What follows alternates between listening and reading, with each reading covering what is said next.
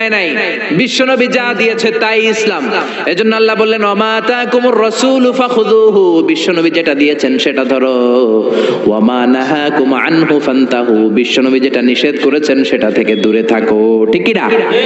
নবী যা দিয়েছেন তাই ইসলাম, নবী যা করেছেন তাই ইসলাম, সেটাতেই কল্যাণ আর বরকত আছে না নাই?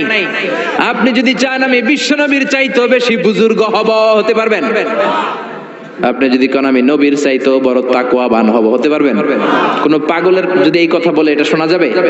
কারণ নবীর চেয়ে বড় মুত্তাকি হওয়া যায়, নবীর চেয়ে বড় বুজুর্গ হওয়া যাবে। নবী যা বলেছেন তাই ইসলাম। এক সাহাবী বললেন উসাল্লিল লাইলা কুল্লা, সারা রাত আমি তাহাজ্জুদ পড়ব, আমি রাত্রে বিশ্রাম নেব না।